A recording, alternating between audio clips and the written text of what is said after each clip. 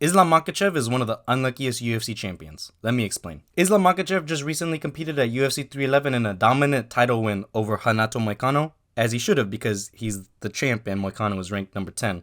And it was like a day's notice for Moicano to get prepared, but it was also a day's notice for Islam. But it's not the first time that someone's been scheduled to fight Islam and pulled out so close to the fight date. Back at UFC 294, Islam was set to rematch Charles Oliveira for lightweight gold. That is, before Oliveira got cut in training and led us down this alternate timeline where Alexander Volkanovski decided to step in on 11 days' notice to get his rematch with Islam, despite coming up short on a full training camp the first time around in his own hometown of Australia. Of course, everyone knows that Islam head kicked Volk, knocking out the Australian for the first time in the UFC.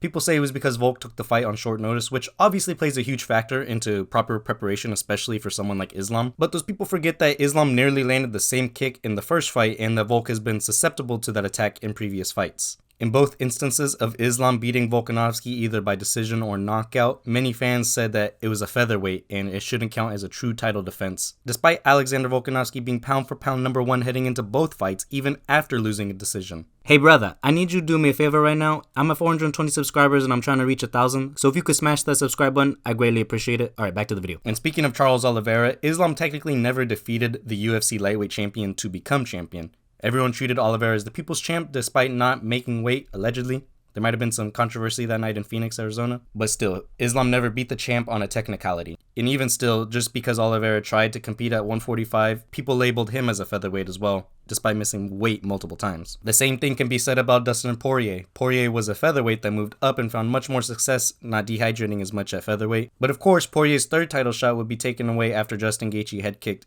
him in their BMF title fight. People would say that Dustin did not deserve a third opportunity at Undisputed Gold after knocking out 12th ranked Benoit Saint Denis in a fight that he was the underdog.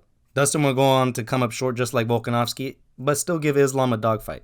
Even on his way up to the title, Islam was unlucky. Many contenders would be afraid to face him because of where he comes from and the man in the corner that destroyed so many of them. Arman Tsarukyan the first time around was a short notice opponent in the sense that Islam knew he was going to be fighting on that date but never knew who it was going to be against until the UFC signed Arman because they needed Islam to fight and they thought he was capable of potentially great things. After the Arman fight, Islam will be ranked number 15 and fight Davy Ramos, win this fight, and scheduled to fight Alexander Hernandez, but the pandemic would hit and everyone was kind of unlucky there, not just Islam.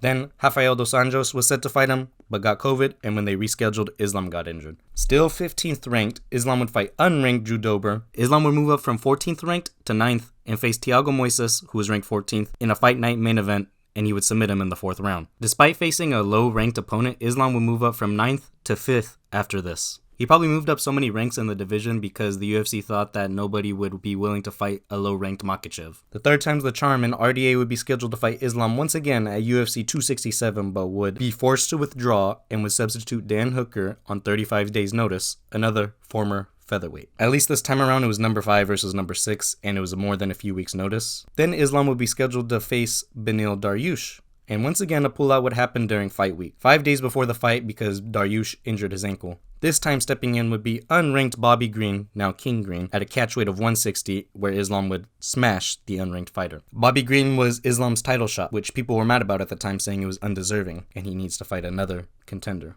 And going back in time to 2015, Islam Makhachev's only loss in MMA came at the hands of Adriano Martins 1 minute and 46 seconds into the first round.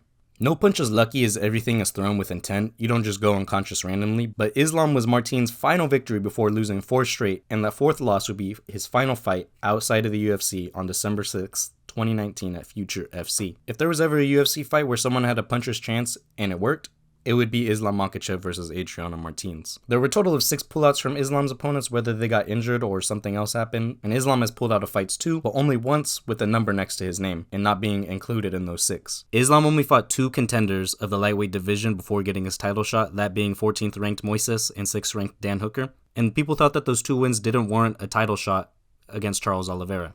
If you look at the fight day weights for 311, Islam was only 178. Of course, the jump from 155 to 178 is crazy, and they need to get rid of weight cutting altogether, I think. But he was still less than Moicano, and I'm sure most of his opponents were or weighed even more than 178. I bet even Volkanovski was close to that weight. It is just unfortunate that the resume of Islam Makhachev is riddled with these pullouts or former featherweights because people will say it was an easy fight for him despite these fighters being some of the best in the world, and many of them fan favorites. Even if Islam beats Arman and Oliveira, the two next contenders, I bet people will just say it doesn't matter because he already did it. It has gotten to the point where Islam does not want to fight Max Holloway or Ilia Topuria, which are true super fights just because that they're known for fighting at featherweight, and the fans would label them as such. Islam would rather go challenge for a second belt to solidify his legacy rather than trying to further that lightweight title defense record, or attempt to beat the champions of the past who had insane title reigns such as GSP, Anderson Silva, Demetrius Johnson, even John Jones. But he already beats John Jones in something else, so that doesn't matter. But it seems like he doesn't want to have a bunch of title defenses at 155 because people will say the competition wasn't worthy. Even if Islam tries to fight for welterweight gold, he can't because Bilal's there and he's homies with them. But even if the champion wasn't Bilal and it was someone else, I bet that someone else would pull out or something crazy would happen. That is why I think Islam Makhachev is one of the unluckiest champions, mostly because of the pullouts. And before you comment, I don't think he's the unluckiest, just one of them. The unluckiest champion award would probably go to Dominic Cruz, tearing his ACL in both knees, one of those knees twice. His career was just riddled with injuries, or Cain Velasquez and his injuries and health problems. And there's even an argument for Robert Whittaker because he never got to fight GSP with his interim belt being upgraded to undisputed and instead being forced to face a prime Yoel Romero twice, with the first time tearing his MCL and the second time breaking his thumb, and not counting that as a title defense because Yoel missed weight, making the fight ineligible for a title fight. So Islam's probably top 5 most unluckiest champs. Most of Islam's luck came because of his opponent's unwillingness to fight due to injury or because of the risk that came with fighting him. I thought about this on my way to UFC 311, how many times people have withdrawn from their fights with Islam and how many people were willing to step in on such short notice with little preparation to fight this man also. Hopefully his future is full of full camp opponents. So make sure you elbow that subscribe button and I'll catch y'all later.